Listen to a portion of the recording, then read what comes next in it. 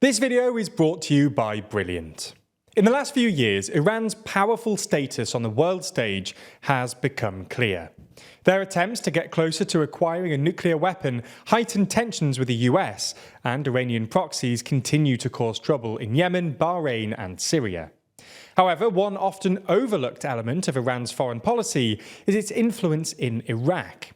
Despite the fact that the two countries fought a bloody and brutal war at the end of the 20th century, Iran has filled the void left by the US after the Iraq War, and has, in some ways, essentially taken over Iraq. So in this video, we're going to take a look at how this happened, why Iran wants to control Iraq, and what might happen going forward.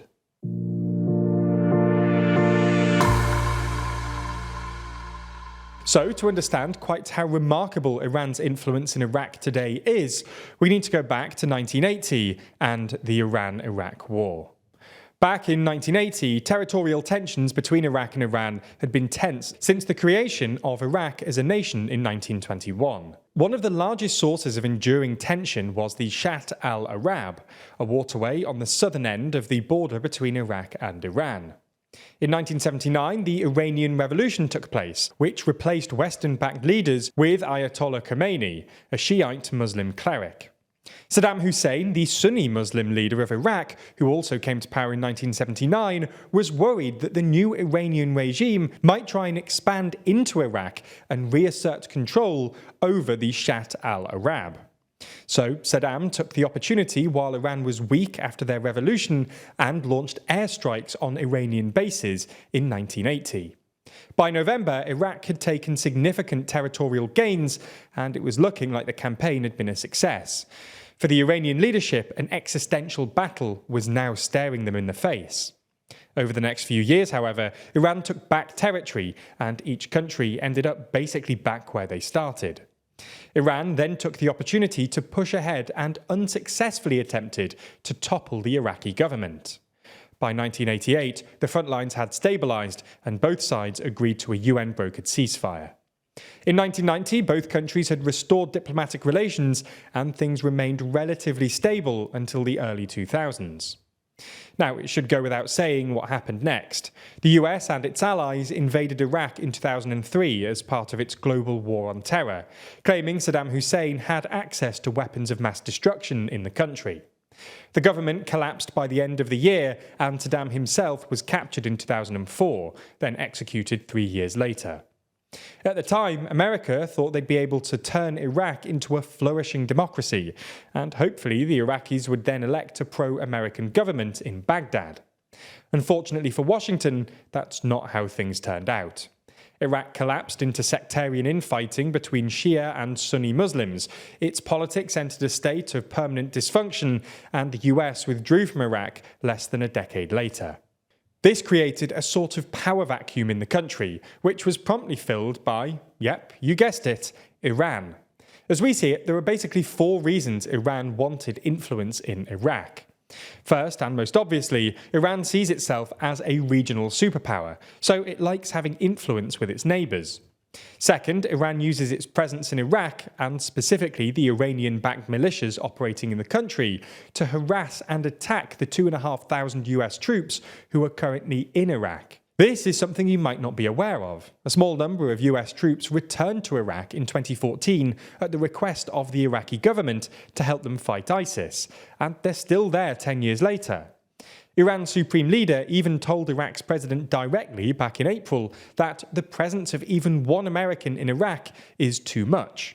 Third, Iran wanted to make sure that Iraq didn't cut off its water supply. Both countries mainly rely on the Tigris and the Euphrates for their water, which runs south from Turkey through Iraq down to the Persian Gulf, with various tributaries cutting across the Iran-Iraq border. Some 2/3 of Iraq's 10.2 billion cubic meters of water that exists in the country actually flows across its border into Iraq, which means that, if Iraq wanted to, it could limit Iran's water supplies. This freaks the Ayatollahs out, because water, and the lack of it, have become a political flashpoint in Iran. There were massive water-related protests in 2021, and just a few days ago, Tehran had to suddenly announce a public holiday because it was running out of water and needed its citizens to use less. But the fourth, and perhaps the main reason Iran wants influence in Iraq, is to prevent a repeat of what happened in the 80s. Iran wants to make sure that future Iraqi governments will be friendly to Tehran so they don't end up invading like Saddam did. So, you get the idea. Iran wanted influence in Iraq for a variety of reasons, but mostly to avoid a repeat of the Iran-Iraq war. And, well, they've been very successful in this respect. More than a dozen political parties and a number of paramilitary groups in Iraq have ties to Iran, and Iran has infiltrated most of Iraq's political class. Even the US reluctantly recognises this fact. A report published by the US Army in 2018 admitted that, at the time of the report's completion, an emboldened and expansionist Iran appears to be the only victor of the Iraq war. In the south of Iraq, the border, the most visible element of a country's sovereignty, is effectively non-existent. According to the New York Times, busloads of young militia recruits cross into Iran without so much as a document check, with truck drivers pumping Iranian products in the other direction into what has become a vital and captive market. In a way, Iran's capture of Iraq shouldn't have come as much of a surprise. It's obviously easy to say in retrospect, but the idea that the US was going to be able to turn Iraq into a Western-facing democracy looks somewhat naive, and Iran was always going to be the one to fill the void, for a variety of reasons.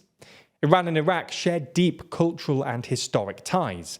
They're both dominated by Shiite Muslims. They've both got mutual interest in stopping ISIS. They share an anti-American antipathy, and Iraq relies on Iran for energy supplies. Now, it's worth saying that, while Iran might be firmly embedded against Iraq's political class, they're less popular with the Iraqi public. There have been semi-regular protests against Iran's influence in the country, but until Iraq has a homegrown political alternative, Iran will probably continue to be the dominant political force in the country.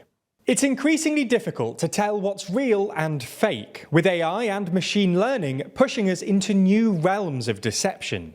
It's even easy to manipulate and deceptively use data. That's why, as part of our journalism at TLDR, we're brushing up on our data and analysis skills over on Brilliant. For instance, their Predicting with Probability course has helped us better understand how projections and forecasts work, and therefore help understand when there's something suspicious going on with government forecasting. Or take their hypothesis testing course, which allows us to better analyse people's claims and also testing our own assumptions and theories. It's not just statistics either. The interactive and engaging courses over at Brilliant take you through all kinds of important topics, from the worlds of maths, science and computer science. And as we all know, these are all increasingly important topics in our modern world, and all of these skills can definitely help with your educational journey or career path. So, to take a positive step in your learning, check out everything that Brilliant has to offer, free for a full 30 days by clicking the special link in the description. And the first 200 of you will get 20% off Brilliant's annual premium subscription.